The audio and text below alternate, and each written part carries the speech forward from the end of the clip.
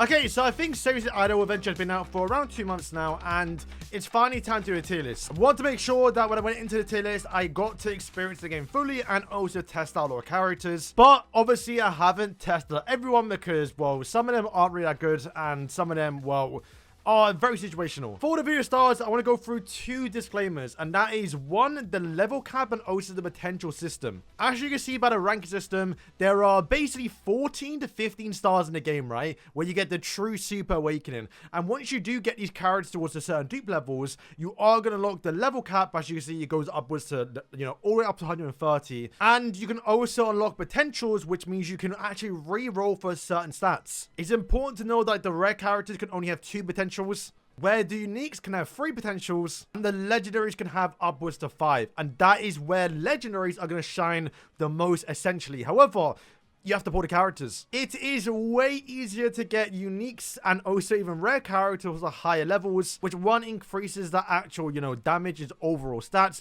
than it is legendary characters. You can see in my list right here, we have a bunch of legendary characters that, well, to be honest with you, like, I can't really use because I can't get them to high level. But if I can get all these characters towards like 5-star dupes and, you know, true awakening, they would be the best characters in the game. So do go into the tier list knowing that a lot of them are going to be undervalued because, well, 1, they don't have race ups right now, and 2, most of us, unless you're spending thousands, and even then it's very, very hard to get them because, once again, they're not guaranteed, unless you're Barn, who's we'll get into in a second. But yeah, for the start tier list, we're going to be undervalued a lot of them, but some of them being rated a bit higher if they are decent at a low level, and also their potential. Let's jump into it. All right, so here's our tier list. So I would say we're probably going to underrank a few characters because, well, I can't test out everyone. I'm only going against what I've seen, and there are very situational characters where you have to bring them for certain missions, but I think for the general use of the game, we're going to be ranking them, and if you are a new player, these are the characters you want to level up and also be happy when you pull them. So let's just start off with in order of rarity. Let's add all the purples to our tier list and rank them. All right, so here's all the rare characters ranked. Now, generally, you're not going to use a lot of them because you rather go towards uniques. Like uniques, you can still actually pull these colors right here, the actual orange ones. But generally speaking, you're not going to really use them. There are, as you can see, a few standouts a little bit because they can go very, very high. These are the characters you can dupe out the most. So for someone like Gopher, he's able to get to, like, you know, 14 star, level 130, probably the fastest out of every character in the game. And he is a blue DPS character, which means he does get buffed up by King, which we'll go for in a second later on. Elizabeth, she got like an AoE heal, which surprisingly once again does heal quite a lot since, well, she can go upwards to high levels. The heal is based off her actual attack, which means she's able to heal a lot because she has quite a lot of attack. Solad, I'm not gonna lie, I haven't used too much. I saw a few people use a little bit. He's the only character in the game to be nerfed, which is funny. So yeah, I think he can be a little bit usable, but he might be down to see. But I think for now, I think I saw, once again, the only 3 characters I've ever seen being used, and these are D3 right here. All right, so now let's go through the unique characters. Like I said, the uniques can get pretty crazy, and to be fair, some of them are actually the better characters and even the best characters in the game. Let's just add them to the list. Alright, so here are all of the best unique characters. Not really in order. All that matters is that they are in that actual tier list here. So I want to go through one by one about why the characters are actually going to kind of explain a little bit. So let's start off with basically don't use. These characters just have, honestly, general no use in the game. You can see by their skills, they're not that great. Israth is a tank character, which I've seen people use, and I think it's been alright. Once again, he's a unique character, so you can get the high level, so he can be quite tanky, but I do feel like there are better characters. Okay, so B tier, to quickly abbreviate a bunch of these characters here, these are the characters that you're going to use for, you know, tower trials. A certain game mode, like this Hellbrum right now, he has like stun immunity, which is like honorously good for the actual Grey Demon when you do get towards that in the boss dungeon. And that's where he can be used a little bit here. Once again, if you're going towards Tower Trials and you want like a good AoE healer, that's a yellow type character, then you go towards Alandi, a decent blue tank here as well. And it's just like, once again, if you're going towards a certain content, you may mix and match some of these characters. They aren't the best, once again, they will fit our team, but let's go through almost one by one here about why these characters at the top in S and A are actually good. Bellion, I almost want to put in S, but he's very situational, and it's only when you go against bosses that actually have buffs. His ultimate can remove buffs, which most of the time when you're doing the normal story quest is ones that have the absorption buff, where basically every few seconds they get a buff that basically means they can take no damage, or they absorb so much damage that they basically take no damage anyway. So that is where he comes in, where you can time it hopefully properly to where you can remove that buff and you can then continuously do damage. Or sometimes you'll find a boss that has the immortality effect, which you can be removed by, of course, Bellion. And once again, there are a few characters, even some legendaries, that can remove buffs, but considering that he's actually a green DPS character, he actually can deal some good damage. So yeah, Bellion is an A. Gilfrost, people I think have been underrating him. I found a few times I've used him and he kind of surprised me a little bit. He's not a character that just screams a DPS. If you look at his skills, they aren't that great. He has got a decent ultimate that can be somewhat okay, where it nullifies one attack, but that one attack can be like one single DPS. But he's got really good range and a lot of AoE damage. I don't know why, but when you're doing like Tower Trials and even in some content, he's actually surprised me on how much damage he can do, even though it doesn't like he should do that much damage. He just does. Atra is another pretty good character that, to be fair, I think you lot should use early on as well. He could even be in the S tier, but I feel like you will probably replace him a little bit because you already have a pretty decent blue character. But he does have acid, and you'll see a lot of characters in the game that have like acid and poison and bleed and all that type of stuff that, you know, damage over time effects. And those abilities do scale up really, really well. So yeah, Atra, also being a blue character, goes well with King, we'll talk about later on. Garrod, honestly, another really good character. I've been using him PvP, and to be fair, whenever I want to bring a healer, I do bring her instead of Elizabeth, because Elizabeth heals through an ultimate, which means you have to use her early on in your actual ultimate rotation, where Garrod does that on an actual, you know, tier 2 passive, which she does randomly during the game, where you can kind of like just leave her ultimate towards the end, which doesn't do too much, but just for passive heals, she does quite a lot. So when it comes towards healers, I would say she's probably the best in the game, so I would bring her, or even bring Elizabeth and her. You can be kind of a deadly combo. Gustav is also another decent character that I see a few people use in PvP, because he's got a big AoE freeze, and that can just stun the whole team and also take more damage as well. He's got, I believe AoE damage as well. Like, it's just a really, I would say on the lower end of A tier. Like, I think he's definitely above, you know, the B people, but not I don't see him on the same level as like the top A, but I do feel like he deserves to be in A tier. He's a character I wouldn't really build up too often or really use him too much, but I will say if you want to use him in PvP in like a certain build, because he is yellow type in intelligence, I believe to call it,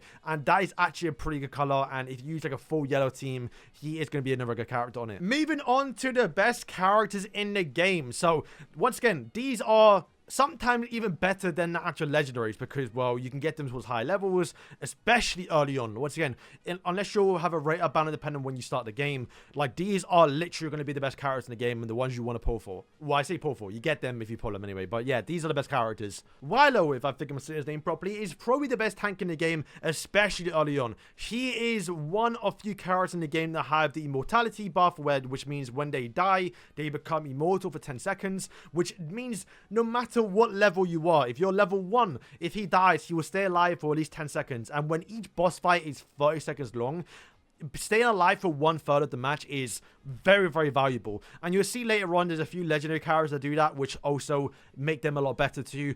But once you get towards the later end stages and you've been playing the game for a while, he is one of the only characters in terms of the ones that actually have the immortality effect that can get towards a high deep, which means he can then tank for about 15 seconds and then survive immortality for another 10 seconds. Being uptime for around 25 seconds, that is kind of why he is going to be the best tank in the game. Alright, so Ren, you'll see a lot of the DPS characters being in the high tier because, well, they are DPS, which means they're probably going to be the best character in the game. When you only have 30 seconds to clear through a stage, the DPSs are by far the most important. But looking through Ren's kit, it doesn't look that crazy. I mean, the crit damage is good, and she's got, you know, obviously good damage. She's got a good, obviously, stats as well, where she can scale up really, really high. But one of the best use that I found out of her that doesn't really, once again, say in her kit is her ultimate. When she uses her ultimate, she teleports behind where she was attacking to where she can get into the backline, which, you know, no other character can really do. I think there's a few characters that do it, but she is by far the best at it. Sometimes it's bad because you teleport in the backline and just die, but I know when you're doing like the main storyline quest and even against Galland in like the actual Advent battle,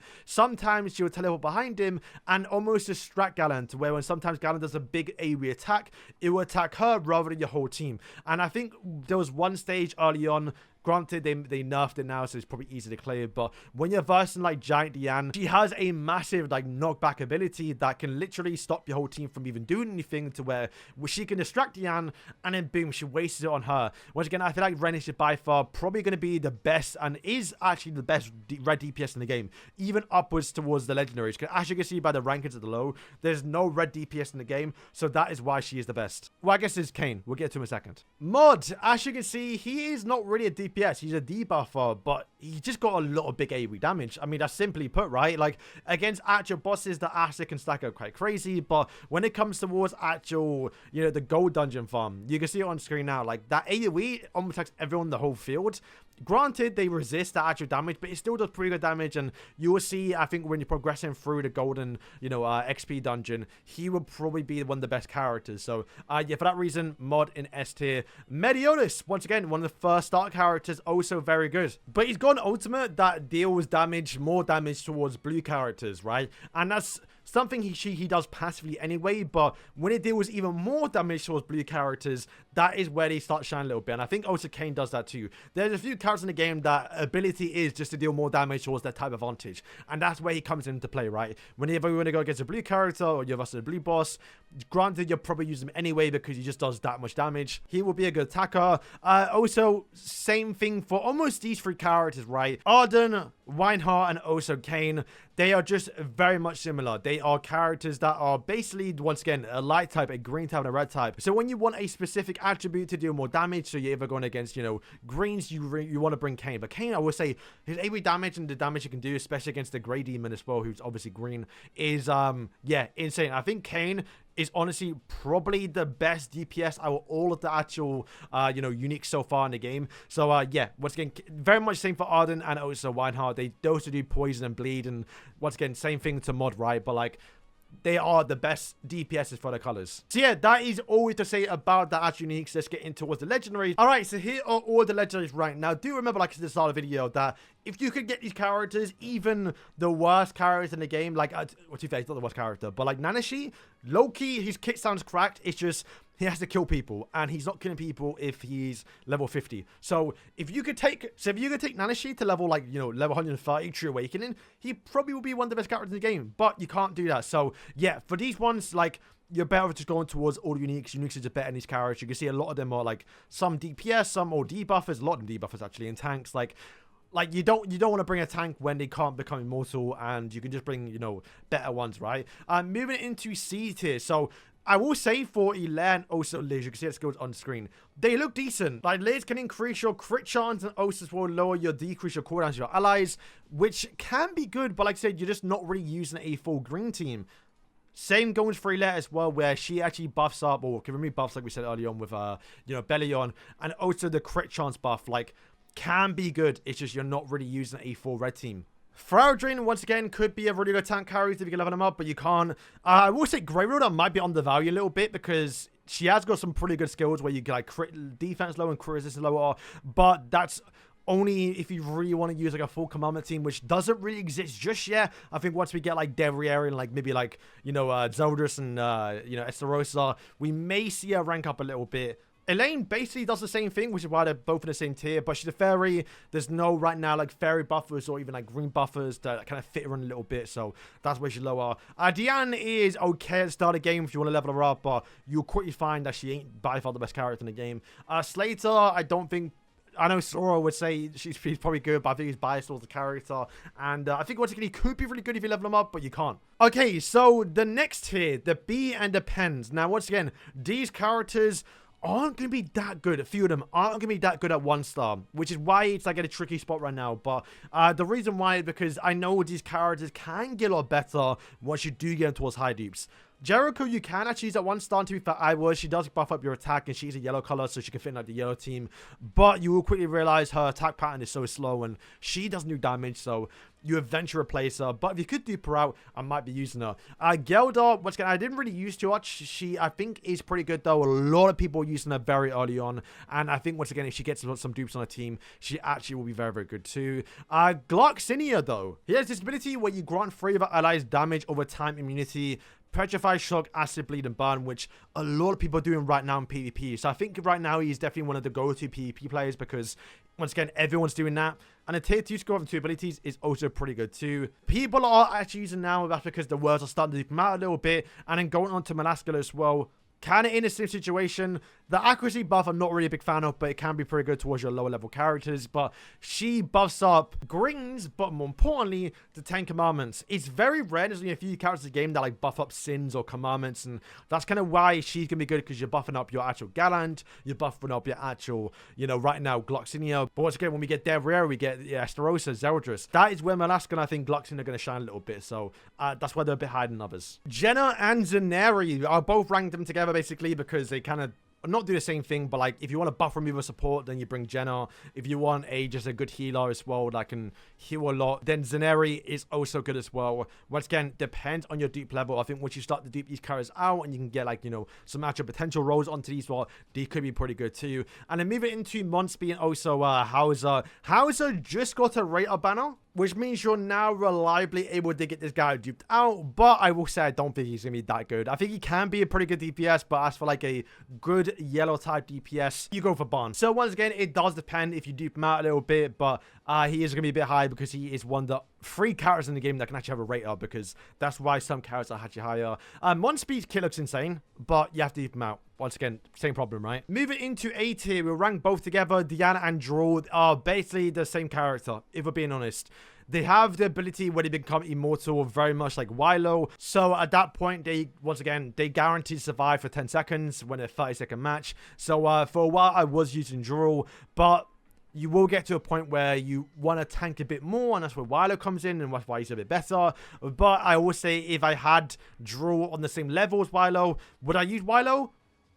Maybe. I'm not too sure. But like Diana, I think is probably the better one out of them. But once again, dupe levels. But I will say you can use these 2 characters if you do get them at 1 star, because all that matters is they survive for 10 seconds and they do a good job at it. Arthur is a pretty simple character. I guess the main use from him is his tier 2 skill, where he does buff up the yellow type's actual crit chance. And when the best character in the game is Bomb, which we'll get to in a second, is a yellow type, buffing up his crit chance, you know, he's gonna go crazy, right? Gallant is, I think, definitely too high for now, because if you see him, you're gonna want to use him at like 1 star. But once again, he's a DPS character, and it really depends on the dupe level. But I will say, I've seen people use him, and if you get him dupe out, he actually is a pretty good character. And when you pair him up with, like, of course, Malaskala, with that increases crit damage, yeah, you're gonna go crazy. Especially when you have skills like these that increases attack speed and also the crit chance up to 30%. So once you get that crit chance and you have that crit damage to Malaskala, yeah, you're going to see, once again, like I said, the commandment team is going to go crazy in the future. Alright, and of course, the final 2 characters, the best characters in the game. We start with King. King is, the reason why he's so good is because you can get him at 1 star and he can be insane. Now, his damage is terrible, actually. He misses a lot, so you have to increase that accuracy a little bit. But the main use and the reason why he's so good is because he's tier 2 skill. And yeah, this is the reason why he's so good. So he increases the crit damage of actual blue characters and also 7-day sins characters, and also the ultimate that does the same thing, really. It buffs up the final attack to the attack of blues and also 7-day sins, which means, so with this guy being basically the best support in the game, characters that can synergize with him are going to be a lot better. So of course, Barn, you know, Meliodas, for example, that's why Gallon's up a little bit, because he's a blue character. He gets that buff passively from King, and he work well together. That's why someone like Hauser, for example, even though he can get to upwards to the same level as Barn, even though he's got a worse kit, he's not going to get that buff from the King. And that's why he kind of falls down a little bit. That's why Gopher, well, it's not Gopher, it's Dale in Gopher's armor, but he's a blue character, so he gets that buff. So yeah, he really is a core piece, and that's why King is one of the best characters in the game. And then let's go through Barn. Barn is, yeah, the best character in the game. It's simple. The main reason why, most importantly, is one, his kit is actually pretty good, but also, before we had these 2 banners, so King and also Hauser. Hauser just came out. The only banner you could summon on for like a whole month and a half was Barn. So he's the only legendary character in the game that you could actually reliably pull dupes on, because they had pity systems and also had the highest rate in the game for any legendary character, since he actually had a banner, of course. So that just meant everyone was able to get this character towards higher dupes more than any other character in the game, which means you were able to actually get, you know, a high potential level. Like I said, right now we have a 7-star Star have 3 potentials unlocked. So of course he's going to be one of the best characters in the game because I can actually get him towards a high level. And like I said, he works with King because he's a Sin character, so he gets that King buff. But that's not even the main thing, because he has this skill right here, which actually does an AoE damage, but just more or less a lot of damage, right? That restores 10 energy. I think maybe the only character in the game that can restore energy, which means you can actually use ultimates more faster, and you're able to recycle a bunch of ultimates. It is very, very good. And in this skill right here, which is yeah, it just does so much damage. Like if you use him, especially when you get towards high dupe levels, you can see like a big chunk of like the HP bar going down. But when you lower the boss attack to where they do less damage towards you, increase your own attack, it's a pretty good ability. So yeah, you can see right now, just going through boss stages for of course the main stages, right? PvP is still by far the best because you get to high levels. But like you can see, once we get that snatch ability on, so after King buffs up, boom, Barn does the damage. You can see it lagged actually for some reason. But you can see a lot of damage comes from Barn. And you can see if you go up right now, he has the most damage because he just is the one doing the most damage. Even though, is he type advantage? He's type this. Is this type disadvantage? No, yeah, he's type disadvantage and he's doing the most. Granted, it is because he's a high dupe level. But yeah, that is my tier list. So what I'd say the most important thing to take away is basically S and A. These are the characters you want to use, basically. Sure, you can go around and use like this guy. Like this guy destroyed me in PvP. If you get him to high level, then most of my characters in the game, within most of your opponent's characters in the game. Like there are uses for some characters, but generally speaking, you'll be using basically just the full top team. Like if you're wondering, this is my team right now. Basically everyone or almost everyone in the S rank. And once again, it just comes down towards your dupes, right? Because right now, my Ultra is not, you know, level 85, so maybe I might want to go towards Weinhardt, especially when the boss right now is actually blue, so taking him off and putting Weinhardt on. So you constantly keep on switching depending on what you're finding and go against, because type advantage does actually matter. And it's like I said, sometimes you'll find a boss that will actually have a shield or some sort of buff that you want to remove, and you throw in belly on. Yeah, that is my tier list after playing for a while. I know this video is long, but I want to explain a lot of tier lists and a lot of characters because, well, I've used a lot of them. And yeah, it's I'm like one of the only few people actually playing this game a lot right now. So boys, thank you for watching, and yeah, peace.